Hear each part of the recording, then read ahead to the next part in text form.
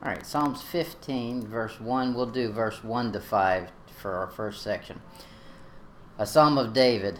Lord, who shall abide in thy tabernacle? Who shall dwell in thy holy hill? He that walketh upright and worketh righteousness and speaketh the truth in his heart. He that backbiteth not with his tongue, nor doeth evil to his neighbor, nor taketh up a reproach against his neighbor, in whose eyes a vile person is condemned. But he honoreth them that fear the Lord. He that sweareth to his own hurt and changeth not. He that putteth not out his money to usury, nor taketh reward against the innocent. He that doeth these things shall never be moved. Okay, he's told us a lot of stuff in this. This is a short little psalm, and it's going to tell us about the tribulation is what it's going to end up telling us.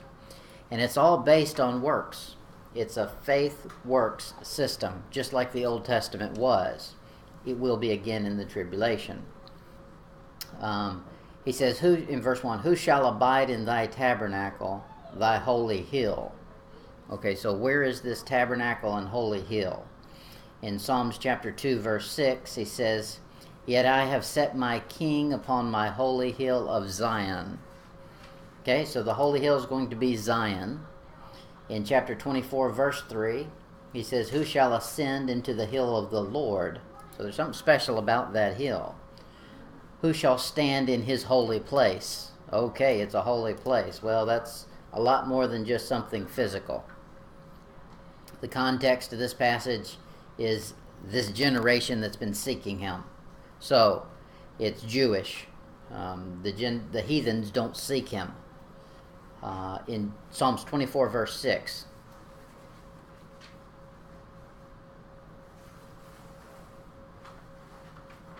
Psalms 24, 6. It says, this is the generation of them that seek him, that seek thy face. Now look at that. O Jacob, Selah. Now, you would think that it's going to be, O God, or the Lord. But he says Jacob. Why? He's telling you something. All the world is going to seek to one nation for their answers. Just like America has been a superpower for years and years. Now we're no longer. But they were. Israel is going to take that place. That's what they've been promised from the Old Testament. That's why God chose them as his special people. They've rebelled against him, and because of that he's punished them, and they've been just the opposite of that. They've been punished by and exiled by every country they've ever entered. Well, without many exceptions. I guess Canada's okay with them, and the United States hadn't kicked them out yet, and Mexico is too busy playing with drugs to worry about them. But basically, most countries have always tried to exile the Jews or exterminate them. But one day, all of the world is going to look to Israel for anything they need. That's the purpose of Israel as a nation. Chapter 24, verse 10. Who is this King of glory? The Lord of hosts. He is the King of glory. Selah. Verse 3, he said, who shall ascend into the hill of the Lord, or who shall stand in his holy place? Somebody's going to get to do that. And that's what this psalm is about, how you achieve the works necessary to qualify to get to the holy hill. These are works that are earned. You get a privilege. You're earning a privilege of going into the tabernacle, up to the hill. They've got to do these works. I'll list them, the works. They must walk uprightly and speak truth in their heart. This is 15? This is in chapter 15. They must work righteousness and hate vile people. They can't backbite or do evil to their neighbor. These are all works. They must not go back on an oath. They swear to their own hurt and change not. They must honor those that fear the Lord. These are all a checklist that God's going to go down in the millennium to see who qualifies to enter the city.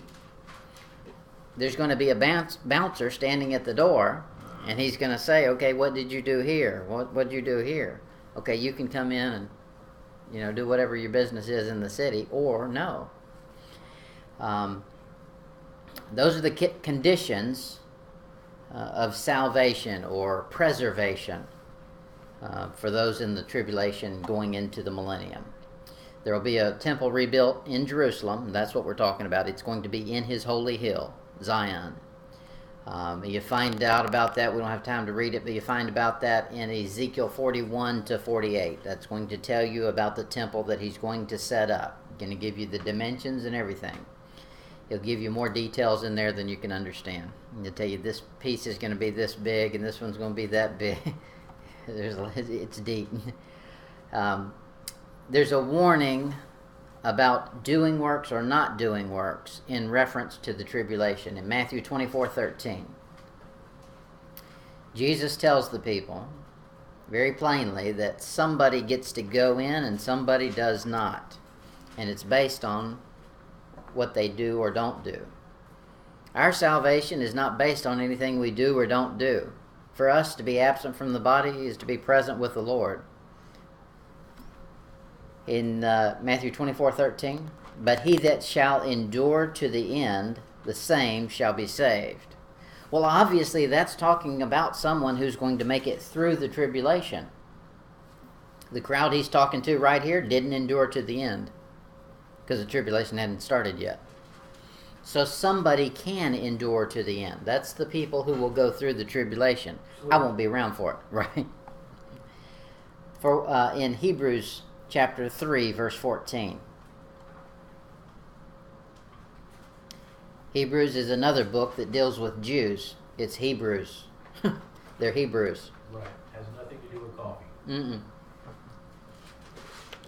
Or the church age. Hebrews 3:14. For we are made partakers of Christ if, well, there's no if on our salvation, but there is here. If we hold the beginning of our confidence steadfast unto the end. Okay, there's that end he's talking about, end of the tribulation. Look at verse 6, Hebrews 3:6. But Christ as a son over his own house, whose house we are, if we hold fast the confidence and rejoicing of the hope firm unto the end. There's an end in sight. The tribulation's only 7 years. Yes, there is an end in sight. Hebrews 3:10. Wherefore I was grieved with that generation, and said, they do always err in their heart, and they have not known my ways. That is, there's something they're supposed to be doing or not doing. In Revelation 12:11,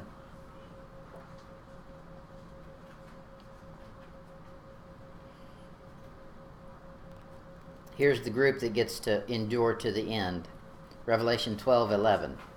And they overcame him by the blood of the Lamb, and by the word of their testimony. Your testimony is the things you do, how you're known.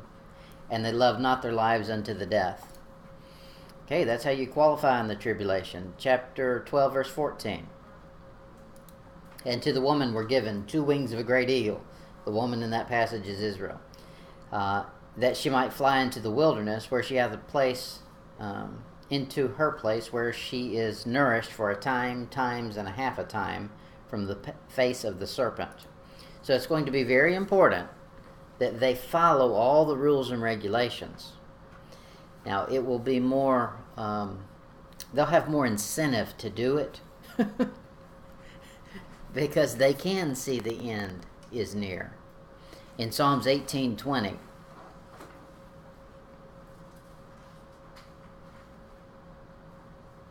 said, the Lord rewarded me according to my righteousness, according to the cleanness of my hands hath he recompensed me.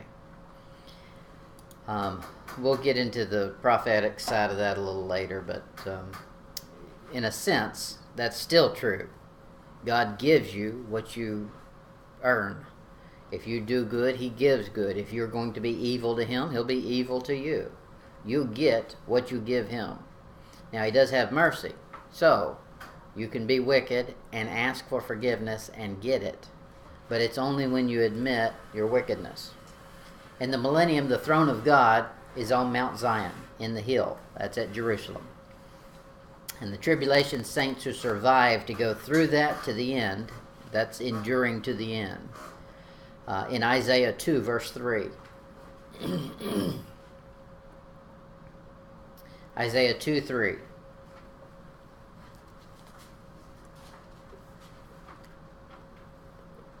The Holocaust is a great picture of this as well.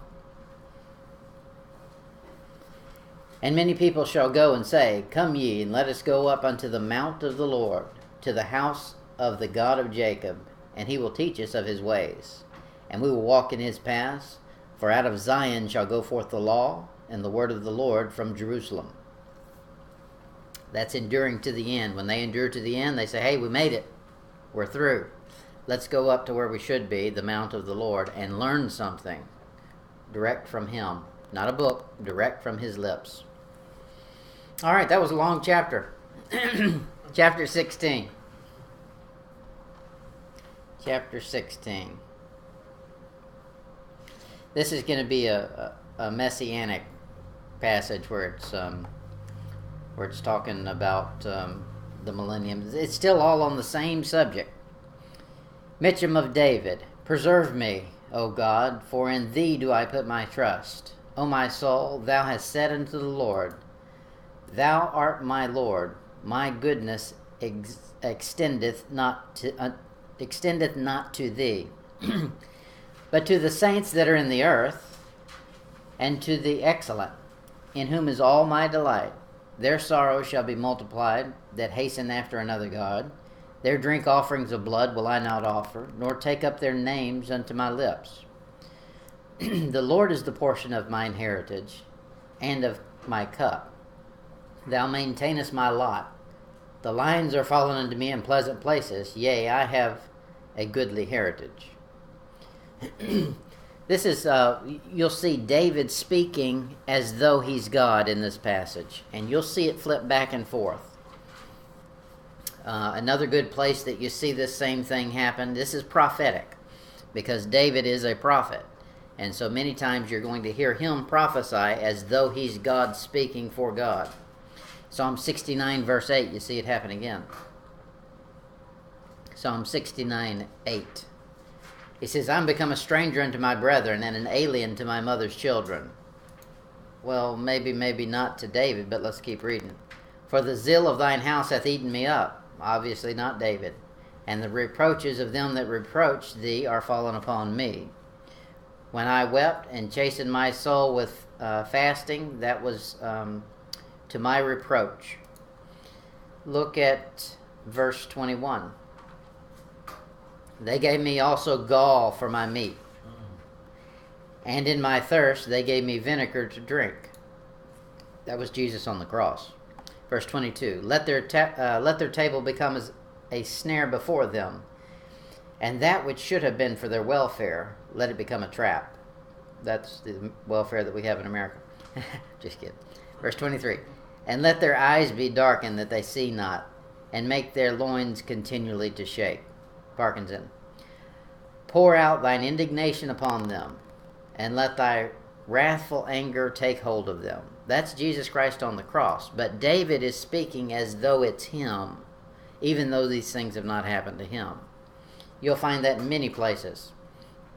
The other thing we find in the Psalms, that because people can pick up on a few things in the Psalms that are similar to what we have for salvation in our age, in the church age, they'll try to make everything in the Psalms a church age salvation. You can't do that.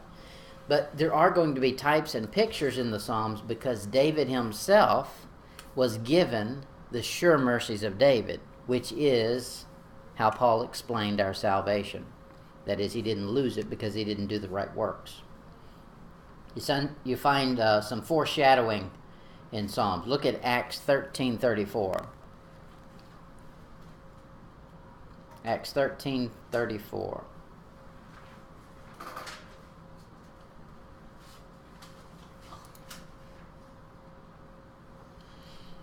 And as concerning that he raised him up from the dead, of course that's Jesus, now no more to return to corruption, he saith on this wise, I will give you the sure mercies of David. That's our salvation, is the sure mercies of David. The Holy Spirit in the Old Testament would come on a person and leave them.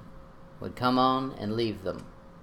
That's not what we get. When we get saved, it says we're sealed to the day of redemption. Ephesians chapter 1. That's a big difference in Old Testament salvation and New Testament salvation. You get salvation in you, and God says, I promise you, you can't lose it. If you could, He's not God. Psalm 16, verse 1. We'll look at some practical and some doctrinal and some prophetic. We'll mix it all up. Psalm 16:1. Preserve me, O God, for in thee do I put my trust. Now we need to notice something about that. That is just a simple fact. You put your trust in whatever you think will preserve you. And the ability for whatever you're trusting in to preserve you is only as good as the strength of that object. So why not put your trust in God? There's nothing stronger. He will preserve. The theme of this whole first 41 chapters of Psalms is trust. Trusting God. That's what it's all about. In verse 2, Psalm 16:2, he says, O my soul, thou hast said unto the Lord, thou art my Lord. My goodness extendeth not to thee. Okay, now it's going to get tricky. My goodness extendeth not to thee. If that is spoken by Christ, if David is portraying himself as Christ saying that, then it's messed up. This can only mean that the Lord Jesus Christ's righteousness does not have to be given to God the Father. So, the righteousness of God is 100. Jesus Christ was 100% God and 100% man. So he didn't need to offer God any of his godliness to make God God. He was already God. But there is somebody who needs it. The saints need righteousness. You need righteousness. People can get righteousness from him. But it doesn't go back the other way. It's a one-way valve. He'll send it out to you, but it's not going up to God because he's already righteous. Amen. Look at verse 3. But to the saints that are in the earth. Okay, what's the but mean? That's a disjunctive conjunction. It's disjoining two thoughts. The thought of righteousness is not extended to God, but righteousness is extended to the saints in the earth. That's who gets it. And to the excellent, in whom is all my delight. Okay, there's that works thing again. The excellent. Someone who's proved themselves. But it's a foreshadowing, it's a picture of imputed righteousness that is not theirs. They couldn't understand the imputed righteousness part of it. We can go through it now and understand it because that's what God has revealed at this point. But he's just saying things and not even knowing. He's prophesying. In Romans 10 verse 1. Romans 10 verse 1.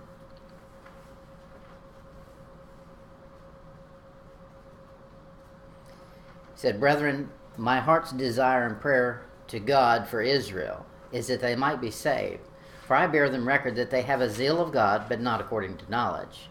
For they, being ignorant of God's righteousness, and going about to establish their own righteousness, have not submitted themselves unto the righteousness of God. But wait a minute, I thought it was all about works. Well, in the Old Testament it is. But in the New Testament, there's a righteousness, like we saw in 16:3, that doesn't extend to God, but can extend to the saints. That's something that they didn't even understand, but it's been revealed here, verse 4. For Christ is the end of the law of righteousness to every one that believeth. For Moses describeth the righteousness which is of the law, that the man which doeth those things shall live in them. But the righteousness which is of faith speaketh on this wise, saying, Not in thine heart, who shall ascend into heaven, that is to bring Christ down from above, or who shall descend into the depths, that is to bring Christ up again from the dead.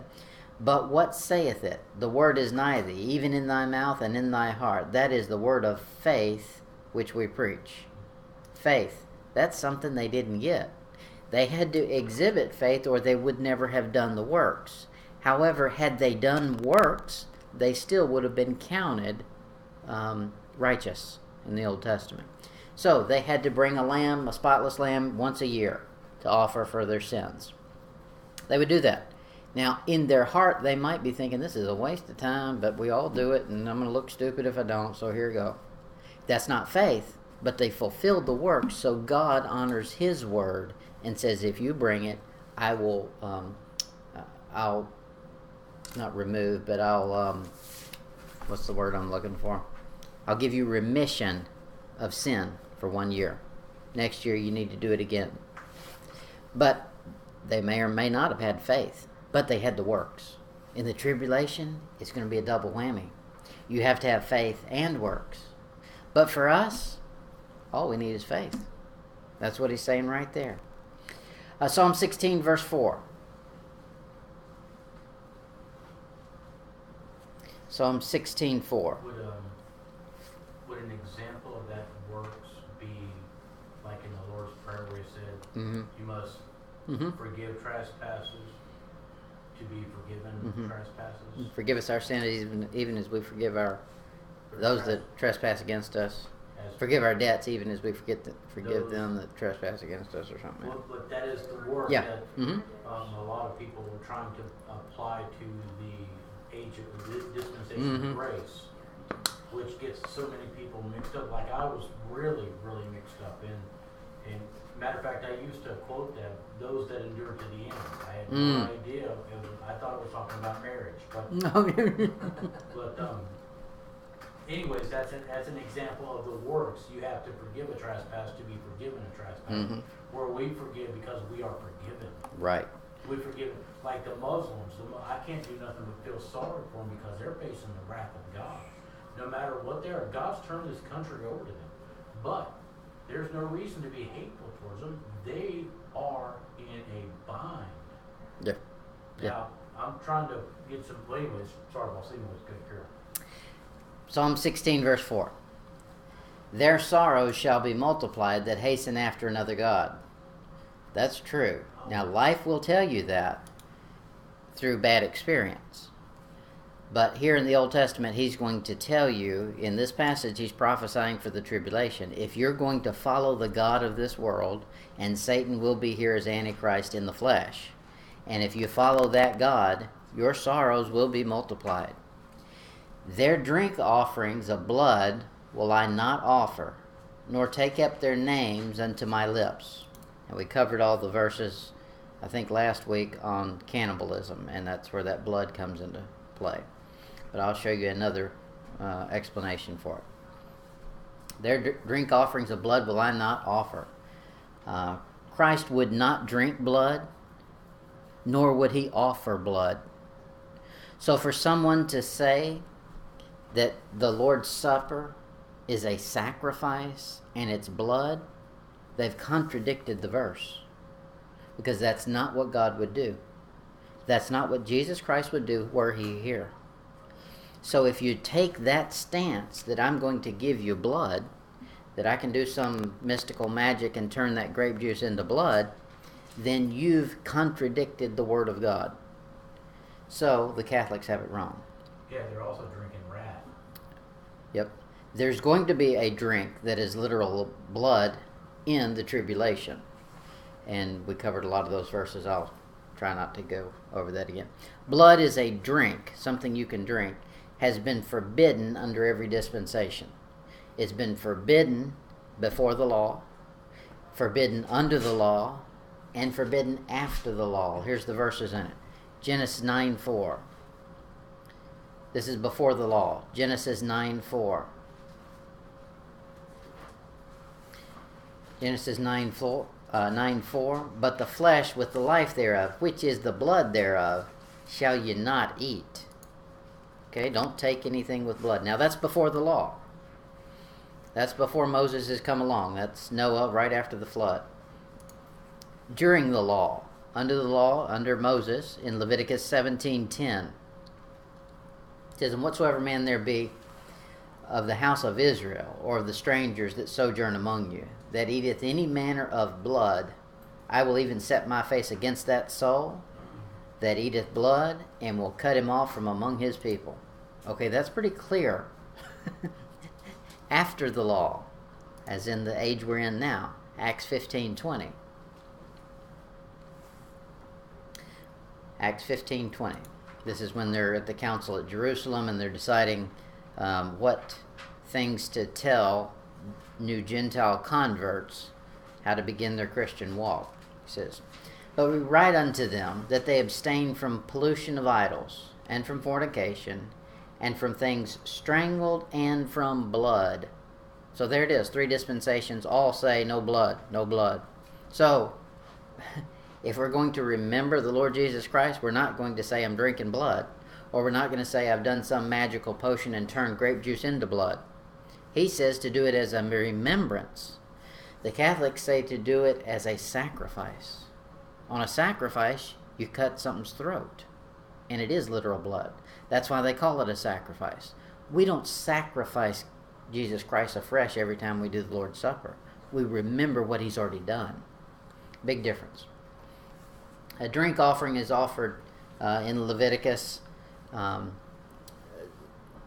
there will be that same type thing going on in the tribulation, and it'll be the same people who are doing it now, and it'll become real blood that they're using.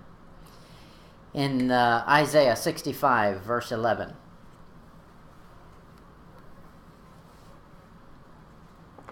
Isaiah 65:11.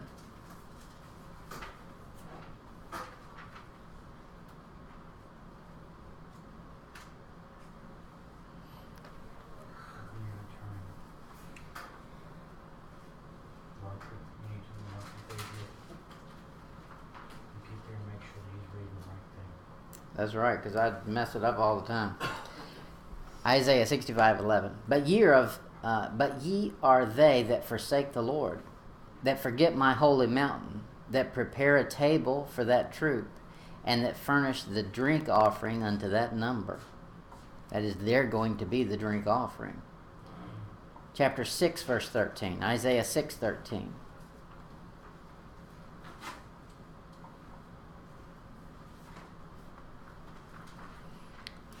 Isaiah 6:13. This is talking about the tribulation. It's talking about a group of Jews. But yet in it shall be a tenth, and it shall return, and shall be eaten as the teil tree, and as the oak, whose substance is in them, when they cast their leaves. So the holy seed shall be the substance thereof. So the Jews are going to be not only beheaded, but cannibalized. In Psalms 14:4. He says, "Have all the workers of iniquity no knowledge?" The Antichrist is called what's the iniquity that already works? How's that verse go? He is the man of sin. That's pure iniquity. So he says, "Have all the workers of iniquity." The man of perdition. Yeah, the son of perdition. Who eat up my people as they eat bread. Okay, he made it plain there. They eat people just like they eat bread. So it's not figurative. It won't be Wonder Bread. They'll know exactly what it is, right? And call not upon the Lord. So if they're claiming that you're doing that at a Roman Catholic Mass, then they're not calling upon the Lord, because you said you don't eat flesh and drink blood, because that's not calling on the Lord, and that's a work of iniquity, and that means you have no knowledge. Let's see, there's something else I was going to tell you about that. When Anna came out, maybe it'll come back up. The Psalms are very hard on Catholics. If you'll read the book of Psalms, you'll see the error in Catholicism. One of the things about the Psalms is it says, it'll tell you that Mary had other children. They believe in the perpetual virginity of Mary. Well, she wasn't. In Psalm 69:8, you have another one of these passages where David is prophesying. Psalm 69:8.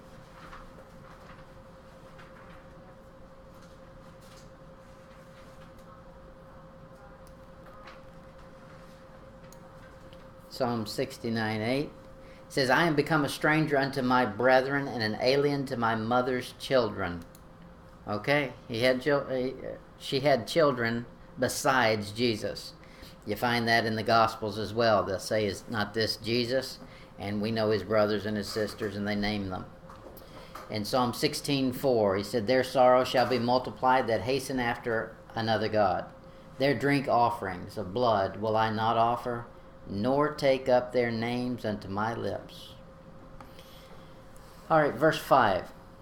The Lord is the portion of mine inheritance, and of my cup. Thou maintainest my lot.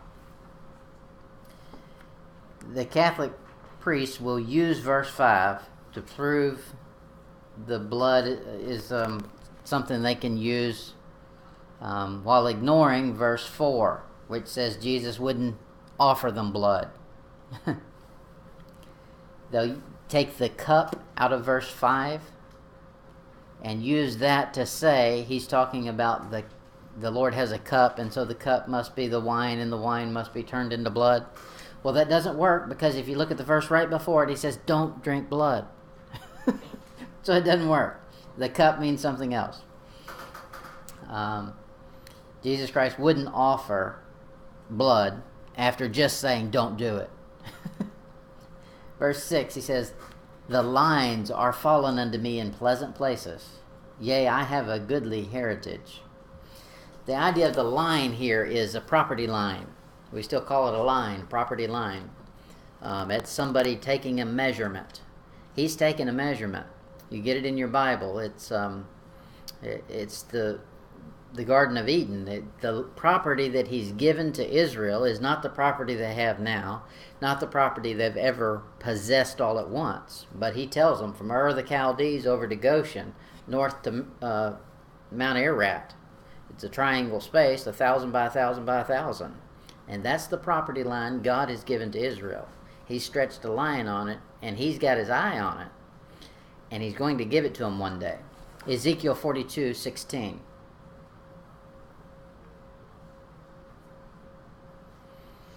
Ezekiel 42:16.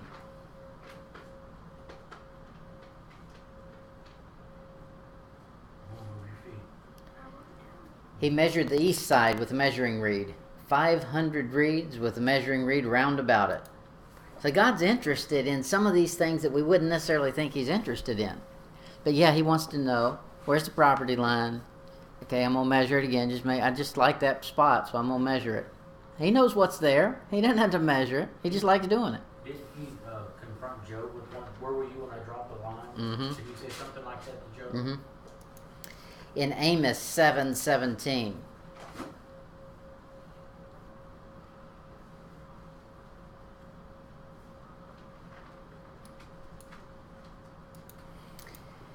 You'll find him give away portions of his land to the heathen as a punishment to Israel.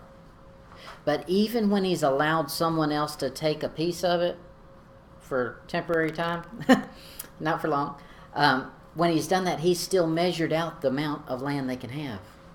They can't just come in there and run wild. They only get what he allows them to have. Here it is, Amos 7:17. Therefore, thus saith the Lord, thy wife shall be an harlot in the city, and thy sons and thy daughters shall fall by the sword. Thy land shall be divided by line. Okay? I'm going to come down there with a tape measure, and I'm going to measure it off, and I'm going to give some of it away. It's because you've been bad. Straighten it up. This is your land. You want to see it leave? And thou shalt die in a polluted land, and Israel surely go into captivity forth of his land. Zechariah 2:1. Have you heard what he's done lately? What's that? The UN. What about them? They voted last week to give Jerusalem to the Palestinians. Oh yeah, yeah. Did you hear that? So apparently he's stirring the Jews Mm-hmm. up. He's stirring the pot. Well, it's got to be done like that because the Antichrist has got to come in and make peace. So it's got to be just total turmoil. Yeah. But when you read what you just read in Amos, Yeah. you can see him. Okay, well, you haven't heard me yet. No, I'm going to give them Jerusalem. Right. Oh, you're not upset now? You want to talk to me? Hold on, I'm in a meeting. Zechariah 2:1.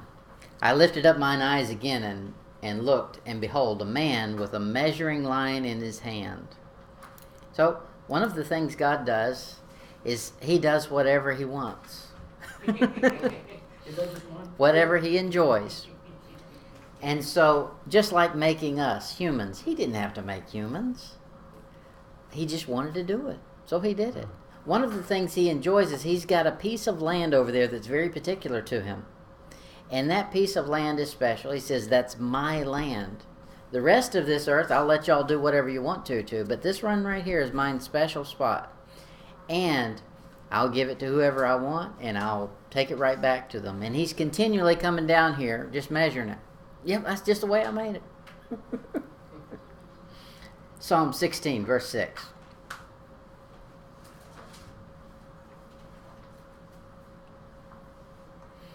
Psalm 16:6. The lines are fallen unto me in pleasant places.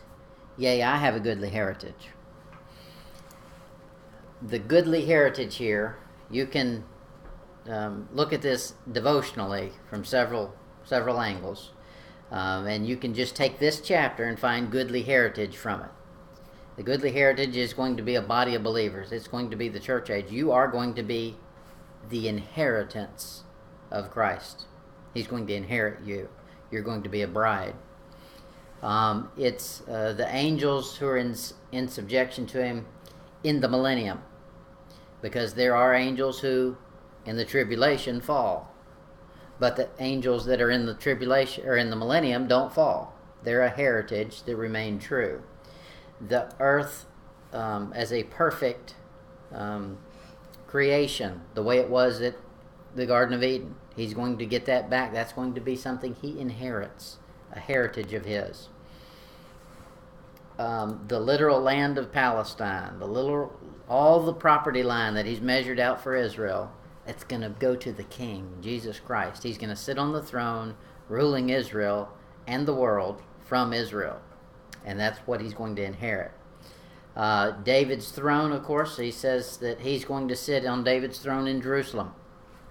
It's something he's inheriting. It's a godly inheritance. The glory that God gave him before the world began, that's something he's going to get again in front of the world. John 17:5.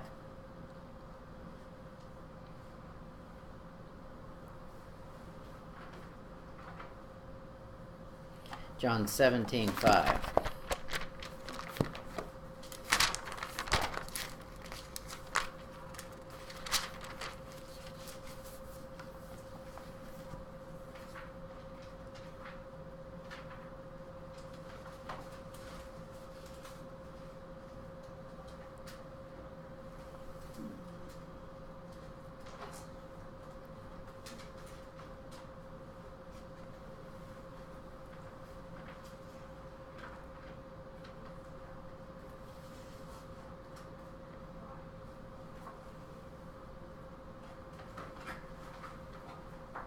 I'm looking for something that's not in my notes.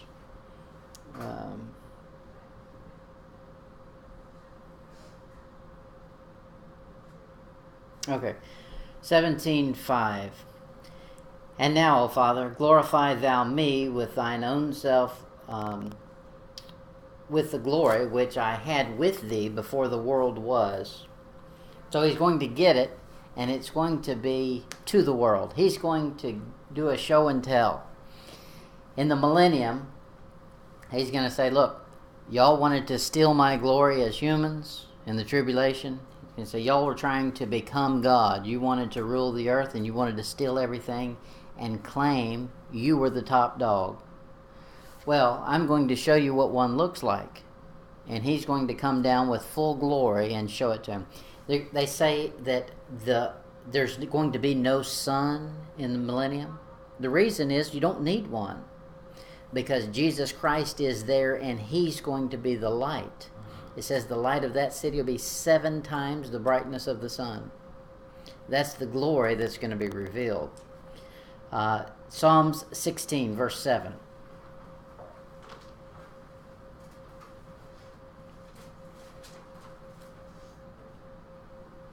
Psalm 16:7. It says, I will bless the Lord, who hath given me counsel. My reins also instruct me in the night seasons. I have set the Lord always before me, because he is at my right hand. I shall not be moved. Therefore my heart was glad, and my glory rejoices. My flesh also shall rest in hope. For thou wilt not leave my soul in hell, neither wilt thou suffer thine Holy One to see corruption. Thou wilt show me the path of life. In thy presence is fullness of joy. At thy right hand there are pleasures forevermore. There's a lot of good stuff in that little section. Devotionally, God should have control of your life. And he'll instruct you in the night seasons. Night is the most dangerous time. My parents used to tell me, nothing good happens after midnight. Now, that's an extreme. However, there's a lot of truth to that. That's when more wickedness is prominent. During the daytime, less wickedness happens because there's more people around to see it. At nighttime, in the dark, the Bible says men love darkness rather than light because their deeds are evil. The population percentage swaps. At night, it's a higher percentage than during the day. Just like our shop, we've got a shop downtown, 9th and Cervantes. I tell Toby, it's time to go home at dark. When it gets dark, you can see, you can even feel about an hour or two before dark, you can feel the mood of the whole place just change. They're coming out. The druggies are just waking up. They're ready for their, their full-time day is at night, and they sleep during the day. It's a different thing. But he says here, God will instruct you in the night seasons. When things get dangerous, God's there to instruct you. That's where you should get your instruction when things get hard. Doctrinally, David's counting on God to instruct him right then. And prophetically, in the tribulation, it's God who's going to instruct them exactly when to do what and how to do it. In Luke 6, verse 12.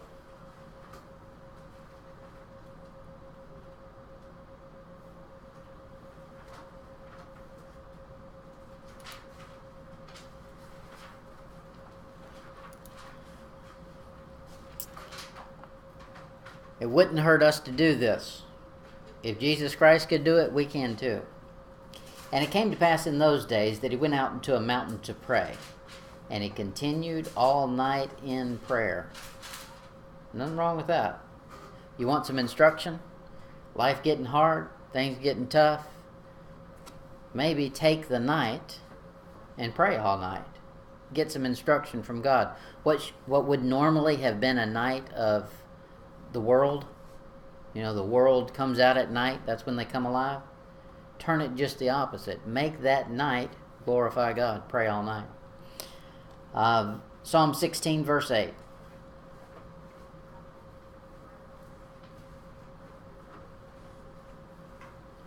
Psalm 16, verse 8. I have set the Lord always before me, because he is at my right hand. I shall not be moved. Okay, now that's obviously David talking now. You'll find this in the Psalms, and this is why you've got to put the whole Bible together. Because he'll start out talking as though he's prophesying from God, then he'll switch and tell you about himself, and then he'll switch back. And you've got to be able to put the whole Bible together so you can decipher when he's talking about himself and when he's talking about God. Obviously here, it's David talking about himself. It's David saying, I'll set the Lord at my right hand. In Hebrews 1 verse 3.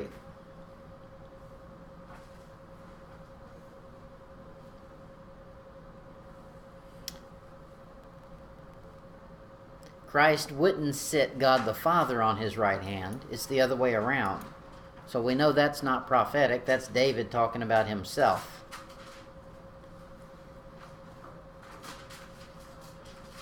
Hebrews 1:3, who being the brightness of his glory and the express image of his person, and upholding all things by the word of his power, when he had by himself purged our sins, sat down on the right hand of the majesty on high.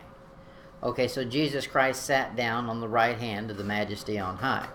So when he says, I have set the Lord always before me because he is at my right hand, David is not saying I'm God. David is not saying I'm Jesus Christ like he's been doing earlier. David now is talking about himself. And one day, he's going to do this literally in the millennium. Sit down at the right hand of Jesus. Correct. Look at Hebrews 1:13.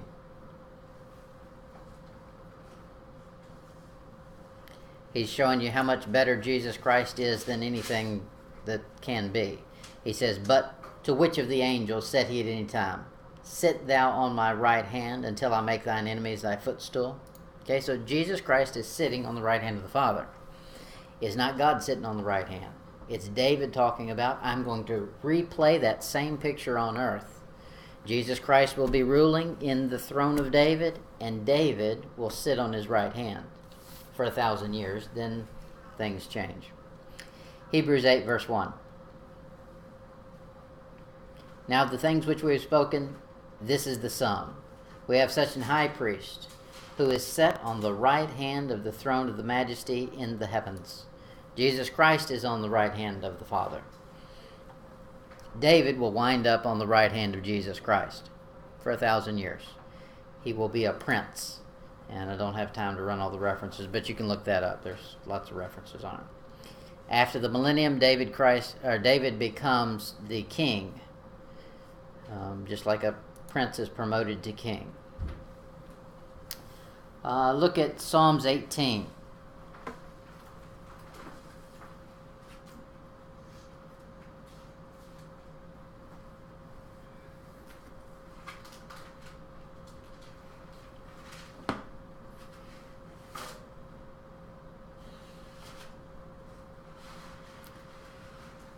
Psalms 18, verse 20. The Lord reward me according to my righteousness. According to the cleanness of my hands hath he recompensed me. Now, we can say that's talking about Jesus Christ, and that works because his hands were clean. He was 100% sinless, and he did get rewarded for his life. Look at verse 22.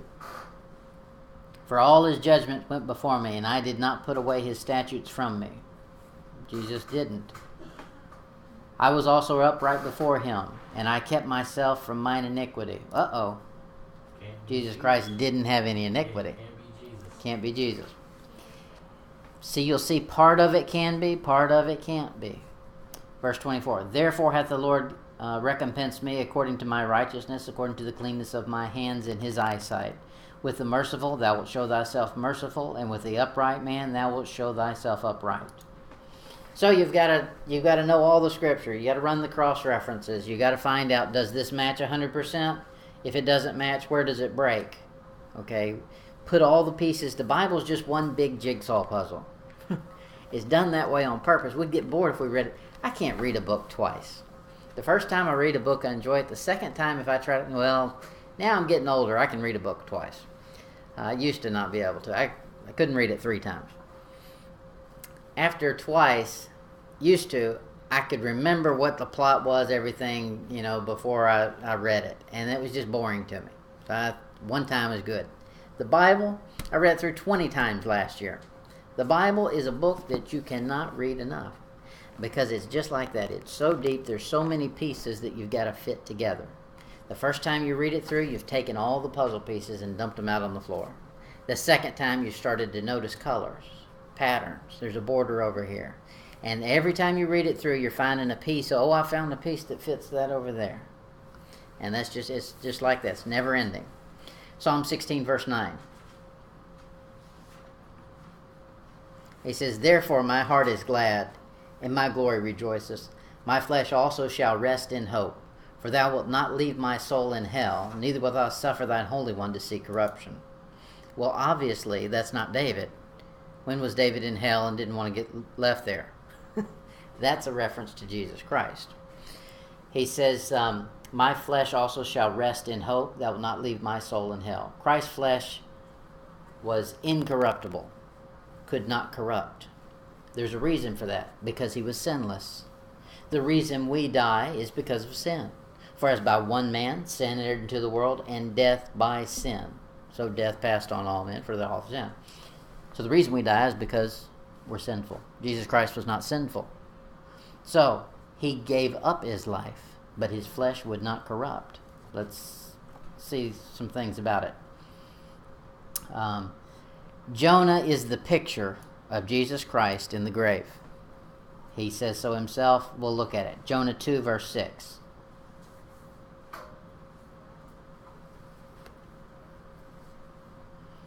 But there's a picture is only as good as you can make it humanly. You can't make a perfect picture of spiritual things with earthly sinful man. You can make it as close as you can make it, and then that's all you can do. So for God to try to make a picture of the resurrection, he pulls out Jonah. But he can only do it so far because Jonah's a wicked man. Jonah 2, verse 6. I don't mean wicked in unsaved sense. I just mean sinful man. Jonah 2, 6. I went down to the bottoms of the mountain. The earth with her bars was about me forever. Yet thou hast brought up my life from corruption, O Lord my God. So Jonah saw corruption. This flesh corrupts. You go in the grave, the fourth day you begin to corrupt. His flesh didn't see corruption. Jesus Christ didn't. In Matthew 12, verse 40.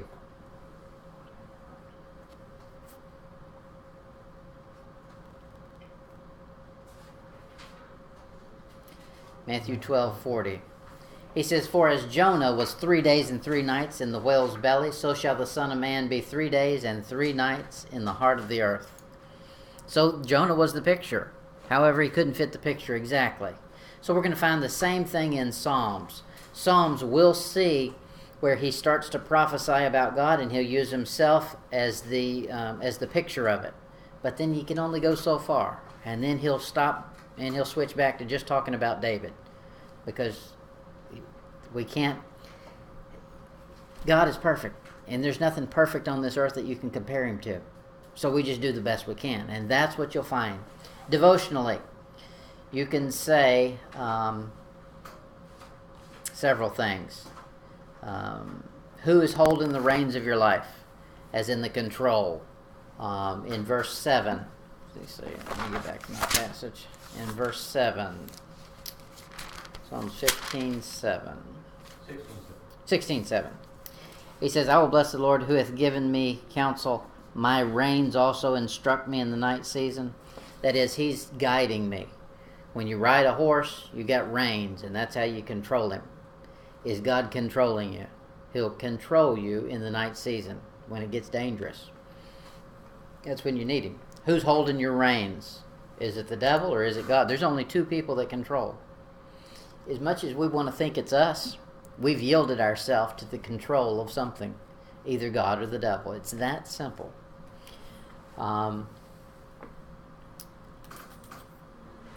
We should look to him in Hebrews 2, verse 2, Hebrews 12, verse 2. Hebrews 12, verse 2.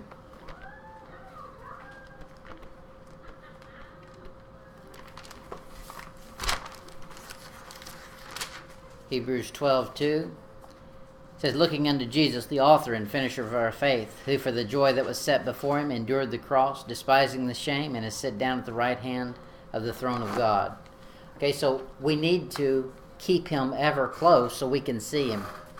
We can look to him. He should be controlling you. Psalms 16:11. Psalm 16:11. I love that number for some reason. It says, thou wilt show me the path of life. In thy presence is fullness of joy.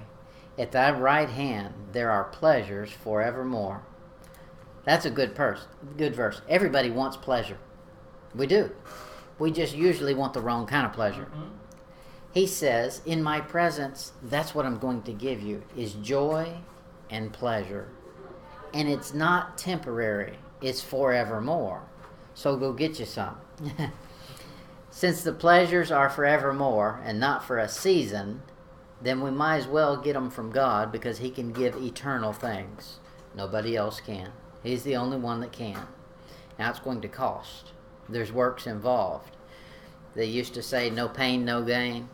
Well, the same with anything you do. You want to bake a cake? Well, you follow some instructions.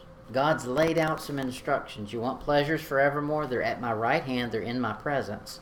How you get there is right here. How you going to get up the mountain? It's right here. In Hebrews 11:25.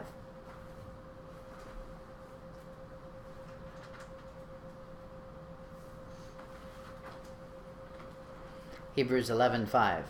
This is Moses. It says, choosing rather to suffer affliction with the people of God than to enjoy the pleasures of sin for a season. The problem with sin is the season gets shorter every time you grab it. It's a master illusion. Sin offers pleasure, and the first time around it may give you some to try to hook you, just like a drug dealer would do. And then every time you go back, it pleases you less and less. And you think you need more and more sin. But it's a deception. 2 Timothy 3, verse 4. But that's the sign of the age. 2 Timothy 3, 4, he says, here's what's going to happen at the end. Here's how people are going to act. 2 Timothy 3, 4. It says, traitors, heady, high-minded, lovers of pleasure more than lovers of God. That's been fulfilled in my lifetime. I've seen where people don't love God anymore. They don't want to talk about Bible. They don't want to read their Bible. They don't have anything to do with Bible. They love to talk about something that's mystical, something that's supernatural, but doesn't have to have the authority of God on it. Pleasures more than God. Even in churches, most churches you can go into, the conversation is 90% on the sports game, on whatever hobby they're into. Well, we're in church. How about talking about the Bible? Or how about reading it so you know something you can talk about? They love pleasure more than God. In Psalm 6:11, here's another companion verse with that one. It'll be in chapter 21:6. Psalms 21:6. Right.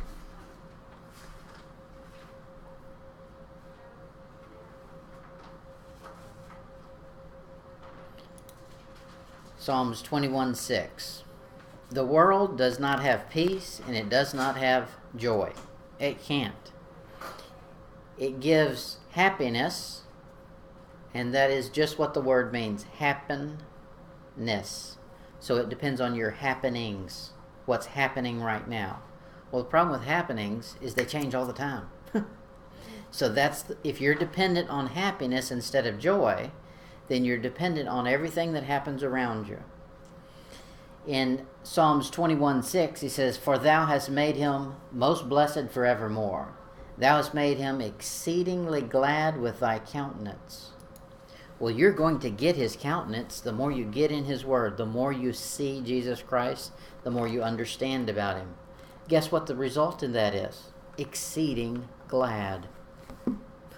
Hey, there are no side effects to the Bible. There are none. There's only benefits. In Romans 8:21,